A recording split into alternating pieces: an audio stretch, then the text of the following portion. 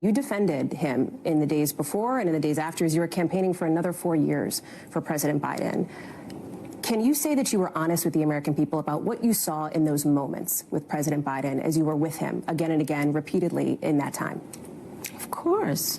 Joe Biden is an extremely accomplished, experienced, and capable in every way that anyone would want if they're president. Another day, another disastrous interview for Kamala Harris. I mean, is this even news anymore at this point, right? She's behind in the polls and she's trying to gain voters. So what does she do? She goes on friendly NBC for a softball interview and only gives 20 minutes of the exact same answers she has been giving. So of course, this one ended up being a disaster as well. But before we get to these clips, please like, comment, and subscribe so we can break through the algorithms. Here we go. For them, for so many voters, we know that a huge issue for them is the economy. Right. It's the cost of living. I've been on the campaign trail. I hear that in the field again and again. You look at some of the numbers on this, and our new NBC News poll shows that more voters think that the Biden administration policies have hurt them rather than helped them. And I wonder, are the last 4 years an obstacle to you in this race?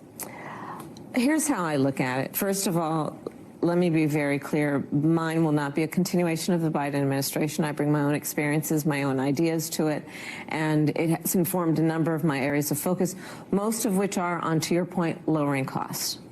I am traveling the country. I am very clear. Cost of groceries still too high.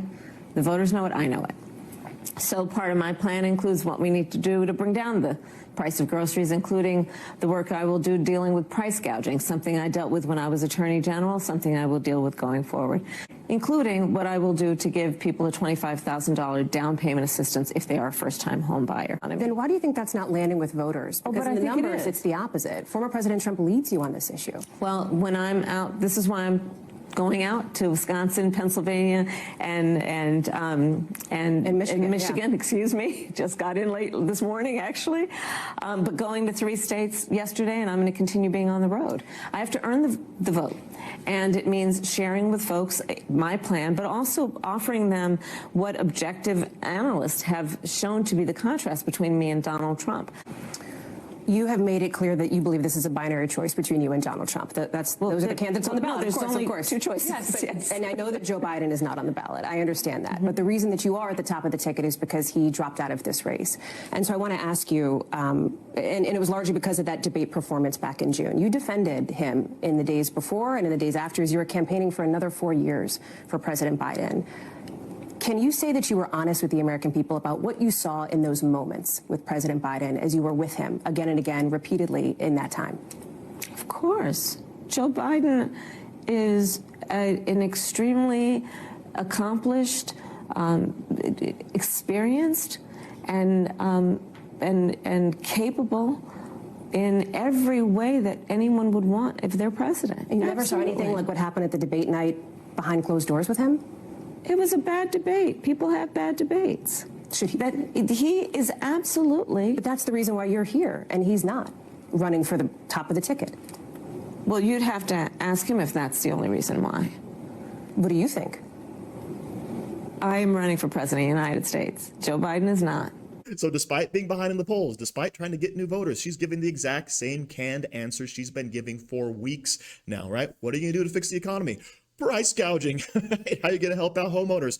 I'm going to give them $25,000 of free money, thus increasing the price of each home by $25,000. And when faced with the dreaded follow-up question, why do people trust Donald Trump more than you on the economy? Well, that's why I'm making my case. I'm going to all these states.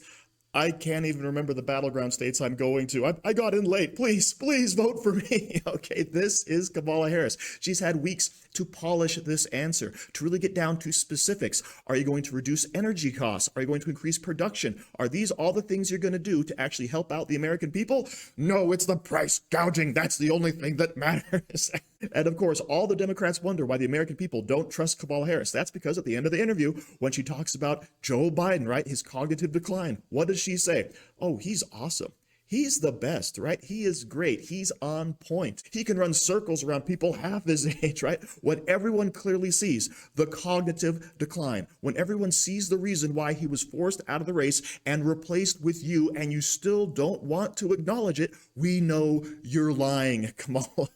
And the good news is, of course, many voters across the whole spectrum of America see you for what you are and will not be supporting you this coming election. Check out these clips.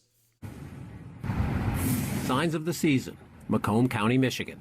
These suburbs just north of Detroit are a blue-collar bellwether. Joseph Knowles about to send a message, about to defy his union leadership, about to vote Republican for president for the first time, about to vote for Donald Trump. And at this point now, I'm desperate.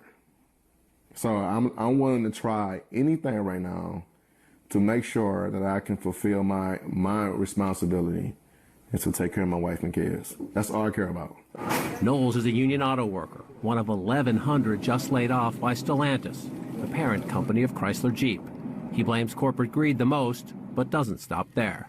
The second blame, I will put it on Joe Biden and the Democratic Party. Why? Because of the EV mandates. I thought the Democratic Party was for the working class, people, the average Joe like me. That's what I thought. There are more American auto jobs now than at any point of the Trump presidency. But auto workers supporting Trump here echo his attacks on Biden's clean energy incentives and his claim illegal immigrants are to blame for lost jobs. But if you do it the wrong way, I think you should get round up and just thrown out. I have no problem with that because it jeopardizes my way of providing for my kids if they take jobs. Knowles waves off friends who call Trump racist, says he doesn't believe Vice President Harris is up to the job, and he spars with family members who say he should stay a Democrat. Oh, man, I took it from my mom, from my auntie, cousins, my sister. They came at me. Bill Govier is a 30-plus year union worker at Ford, and he has this side business cleaning car underbodies. When we first visited 4 months ago, he was a fan of Robert Kennedy Jr. Now, he will cast his third ballot for Trump. RFK joining Trump effectively, I couldn't script it any better the way I would like it to be. I love the idea of Donald Trump being the commander-in-chief. I love the idea of how Donald Trump handles the nefarious characters in the world. Govier believes more than half of UAW members at his Ford plant will vote Trump. He says Harris laughs too much, and he can't take her seriously. So what is it?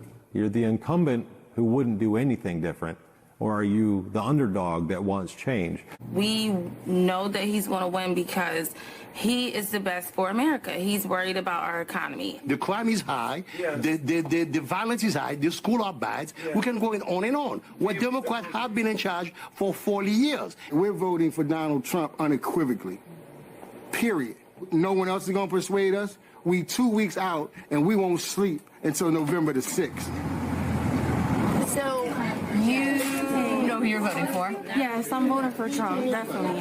Tell me why. Tell me why. He's more strong, like strong-minded in a way. He's focused on what we got to focus on. Like, he doesn't play. That's what I respect about him. He doesn't play? Yeah, he doesn't play. He always just stands for what he believes, and he doesn't go back. No matter how many people are bashing him, no matter people is criticizing him, nothing. He doesn't take BS. He's not going to hear it. He's a businessman. He's not there for the fluff talk of politics. We need someone strong. We need someone who's going to get down to business and take care of what this country needs, but also understands what the community needs. The thing is, we were scared in the beginning because he said he's going to nuke Korea and he's going to nuke Iran, but he didn't do that. He didn't do that. The stock market went up. There were more. Pretty high right now, too. Well, you know, but the thing is, there was really, because there was no inflation back then. Democrats take granted, especially minorities.